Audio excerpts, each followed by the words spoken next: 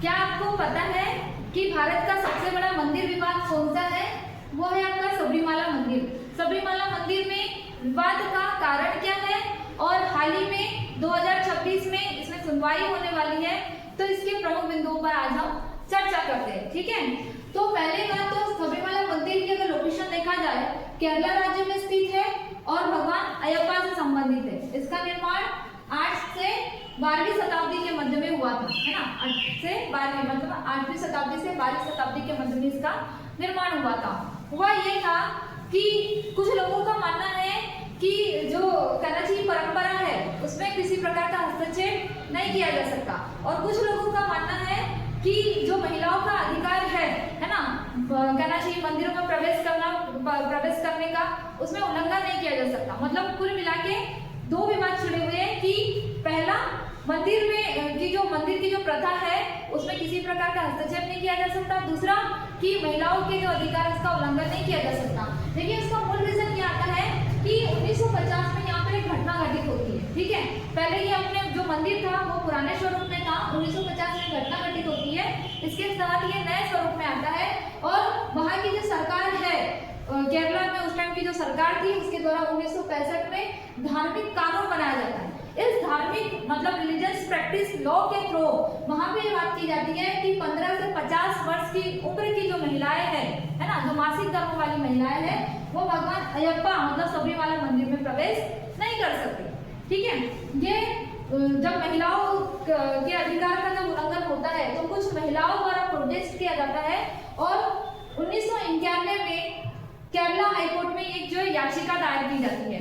तो केरला हाईकोर्ट जब सुनवाई करता है तो उस टाइम पे 1991 में वो बोलते हैं, केरला हाईकोर्ट के जो न्यायाधीश रहते हैं उनके द्वारा ये बोला जाता है कि हम धार्मिक मामलों में किसी भी प्रकार का हस्तक्षेप नहीं कर सकते, जो परंपराएं चल रही थी वही चलेगी। ठीक है, फिर उसके बाद मतलब केरला की जो महिलाएं थी या कराची कुछ जो सामाजिक कार्यकर्ता थे उनके द्वारा 2018 में सुप्रीम कोर्ट में याचिका दायर करती है। ठीक है, सुप्रीम कोर्ट में याचिका जैसे दायर करती है उस टाइम पे वहां के जो सीजेआई थे, सर्वोच्च न्यायालय के जो मुख्य न्यायाधीश थे 2018 में दीपक मिश्रा, इनकी अध्यक्षता में सुनवाई होती है। 5 जजों की पीठ द्वारा जो है 4-1 के बहुमत से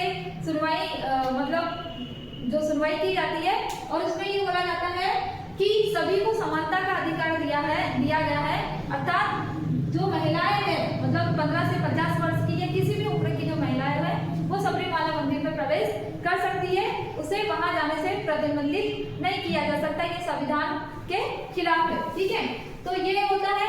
फिर बाद में जो है केरला में जो है आंदोलन स्टार्ट हो जाते हैं पुरुषों द्वारा कि भाई हम जो है महिलाओं को सबरीमाला मंदिर में प्रवेश नहीं होने देंगे। तो उसके बाद 2020 में कोरोना काल आ जाता है, कुछ दिनों के लिए जो है सुनवाई टल जाती है। इसी को देखते हुए अभी अप्रैल 2026 में 9 सदस्यीय जजों की पीठ बैठने वाली है, जिसमें ये बोला गया है कि मतलब ये 9 सदस्यीय जो पीठ बैठने वाली है उसमें जो है सबरीमाला केस पर सुनवाई होने वाली है, जो एक महत्वपूर्ण और कहना चाहिए आपका डिसीजन होगा। अब यहाँ पे जो महिलाओं के कहना चाहिए अधिकार का उल्लंघन हो रहा था, तो अगर मैं मौलिक अधिकारों की बात करूं तो इसमें जो मौलिक अधिकार है आपका आर्टिकल 14 जिसमें समानता का अधिकार दिया है, आर्टिकल 15 जिसमें लिंग समानता का अधिकार है और आर्टिकल 25-26 में धार्मिक जो चीजें हैं उस अपने धर्म को मानने का और प्रचार करने का अधिकार दिया गया है। तो आर्टिकल 14 के तहत ये बोला गया है कि चाहे वो स्त्री हो, पुरुष हो, चाहे किसी भी कैटेगरी का हो, उसे जो है हर चीजों में समानता प्रदान की जाएगी। ठीक है, मौलिक अधिकार में दिया गया। आर्टिकल 15 बोलते हैं कि लिंग के आधार पर हमें समानता है, मतलब महिलाओं और पुरुष में किसी भी प्रकार का जो है भेदभाव नहीं किया जा सकता।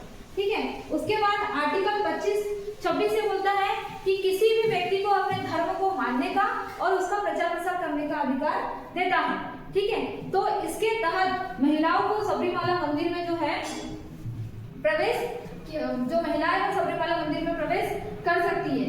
तो आप मुझे कमेंट बॉक्स में बताइएगा कि आपके हिसाब से परंपरा ज्यादा जरूरी है या समान अधिकार।